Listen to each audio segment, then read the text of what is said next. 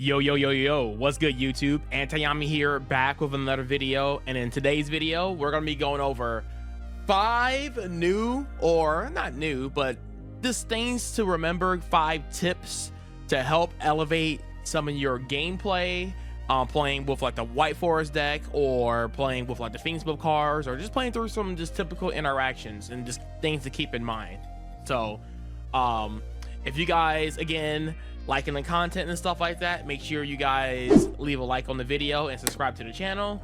Again, thank you guys for supporting me along the way, and again, we're gonna be dropping more content like this in the near future.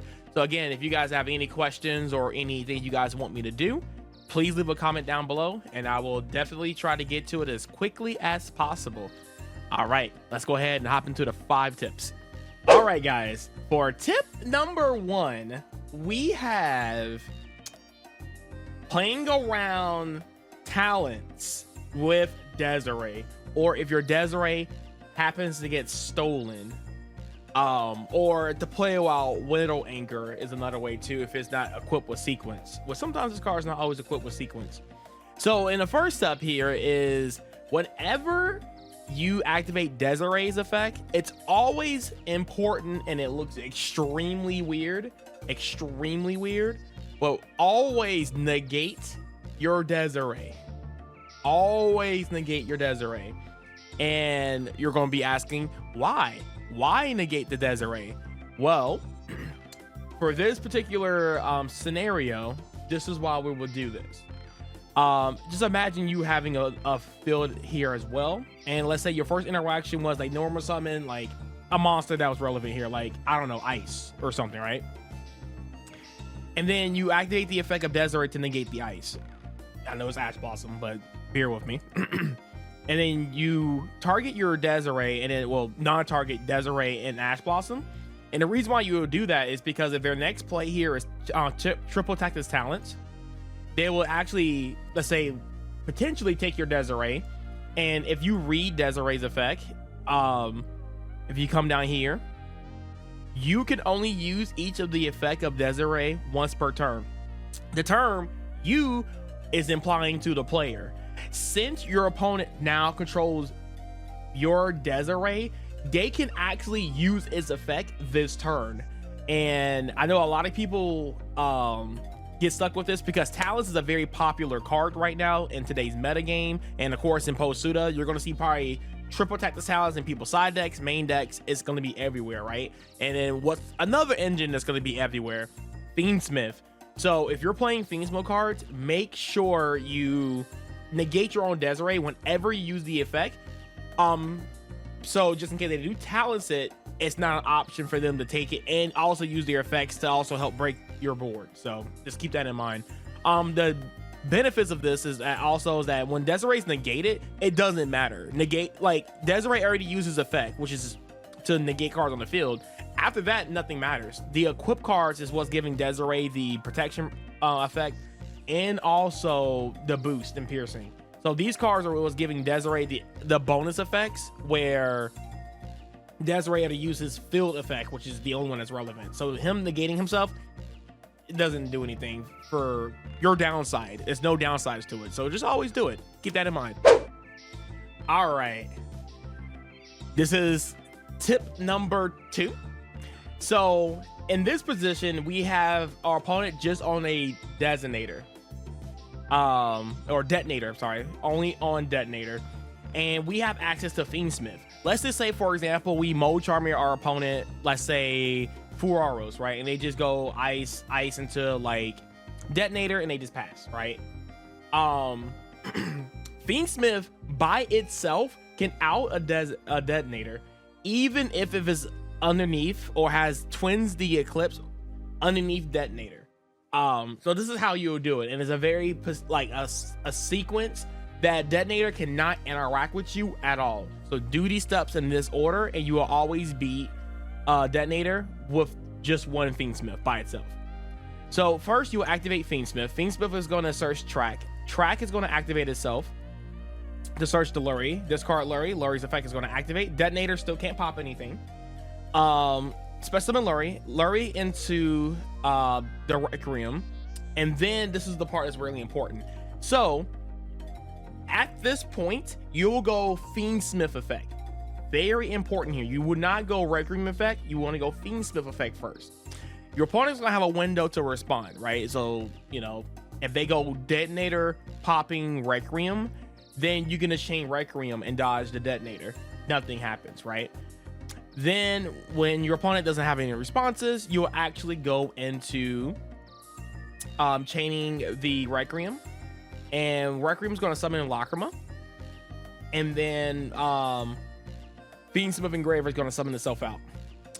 For the next thing we're gonna do, make sure you do not use Lacrima's effect. Don't use her effect, because if she uses her effect to dump an Engraver, then Detonator can pop one of these 2 cards and you won't be able to out the Detonator. Then after that, you'll synchro these 2 into a Chaos Angel, and then now since it's made with light monsters, if Detonator actually uses effect to pop the Chaos Angel, nothing will happen.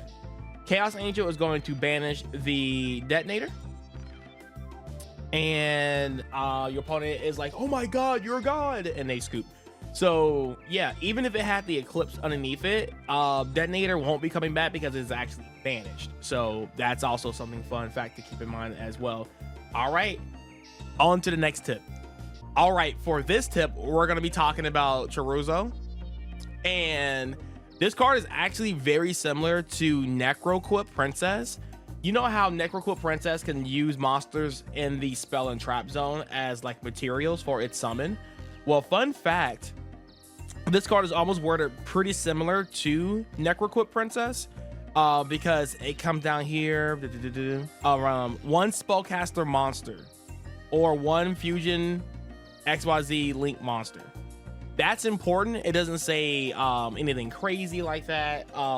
You can actually use monsters that are equipped or monster that are in the spell and trap zone. So like if you get like Subversion or something, or in the future, I feel like this card's gonna be so much better in Alliance, because you're gonna actually force White Forest monsters into your back row and they're spellcasters. So all you gotta do is put an extract monster on board and you can go from there. So that's gonna be really insane. Not in post Suda, but in post Alliance. So that's gonna be really cool.